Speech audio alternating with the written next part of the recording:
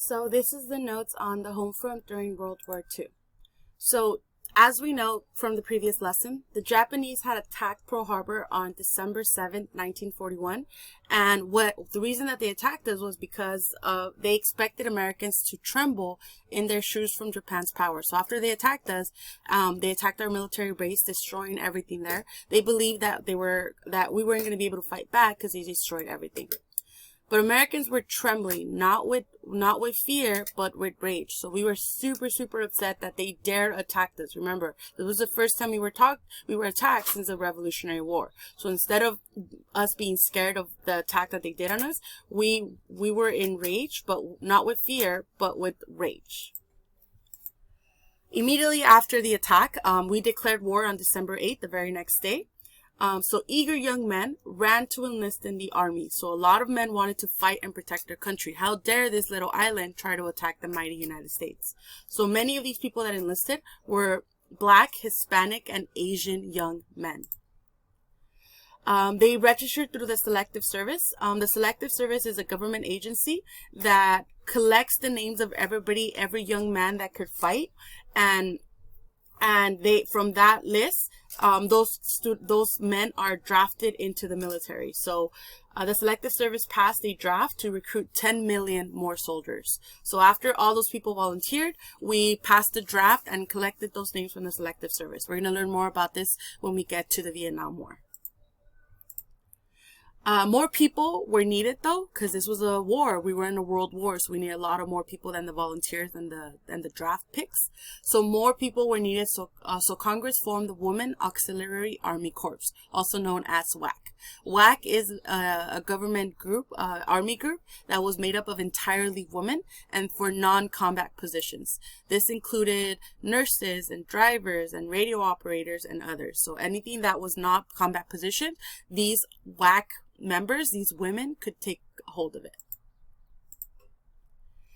So even though many people volunteered that were Black and minorities, despite many minorities fighting for freedom and democracy abroad, so we're fighting to kill hatred and Hitler and the racism in Europe, while at the same time they were being discriminated at home. So during this time, it was a time of Jim Crow and separation, white drinking fountains, and the Blacks sitting in the back of the bus. We lived in a time of great discrimination. So it was hypocritical that they were fighting for freedom in other countries, and yet they were not free in their own country, in their home front. African Americans once said, "Just carved in my tombstone, here lies a Black man killed fighting a yellow man for the protection of a white man."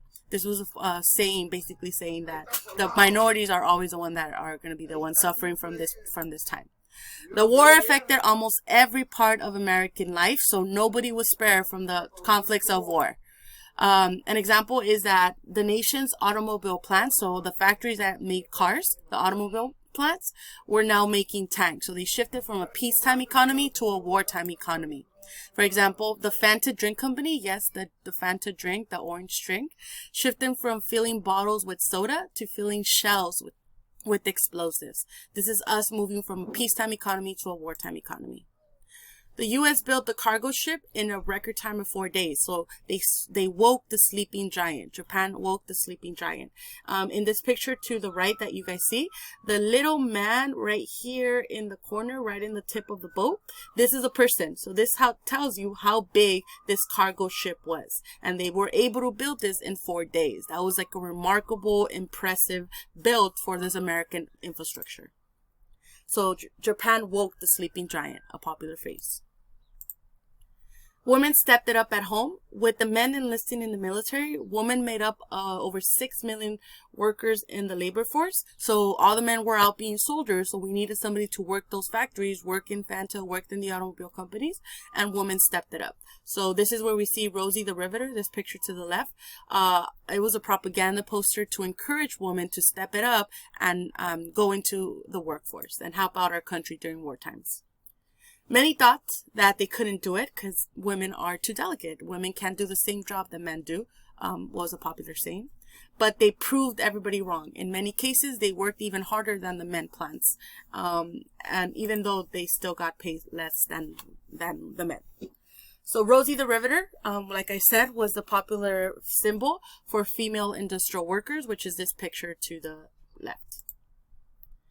Employers loved hiring women, not only because they worked just as hard as men, but they also earned 40% less than a man for doing the same jobs. Today, that is still relevant. On average, women make 80 cents to the dollar that a man makes, and that happens today in 2021. Because of the war, there were fewer things to buy. Obviously, we're no longer making cars, we're no longer making Fanta drinks, so there's less things to buy. Everything has to go to the war efforts, to our soldiers, to help them win this war against Hitler. So because of that, FDR, Franklin D. Roosevelt, created the Office of Price Administration, the OPA. It was an alphabet agency from the New Deal programs that froze prices on most goods, which means that we know that because there's less things to buy, it's going to become more expensive to buy those things. So for example, a pen. If a pen costs normally $1, but because there's less pens and more people want those pens, businesses could just raise the price of those pens to like $5 if they wanted. To avoid this, Franklin D. Roosevelt decided to pass the froze prices so that this pen is always going to stay $1 no matter what. We're not going to take advantage of you just because there's less availability. So the Office of OPA dealt with inflation. The government encouraged to buy war bonds and to organize drives to collect scrap metal. So everybody helped out in the war effort. So if even because there wasn't a lot of coffee or metal or things to buy, you would have to get like coupons or rations, meaning that you could only buy coffee once a week because we need that coffee to go to our soldiers in the home front, in the war front. So that's an example of buying war bonds and rationing. During this time, everybody helped out, even children. In many cases, you would see children go to the junkyards and collect scrap metal to recycle and make guns and weapons for the war front. So everybody helped out in the war front. Like I said before, the Office of OPA controlled inflation, controlled prices, and they also created a system of rationing. Coupons to buy goods in short supply like gas, meat, coffee, and sugar. Because there wasn't too much to go around, you no longer could buy whatever you want. There's limit. But in many cases, Americans didn't mind because they knew that it was for a better cause. Yes, I'll sacrifice my morning coffee to give that coffee to our soldier fighting in the war front.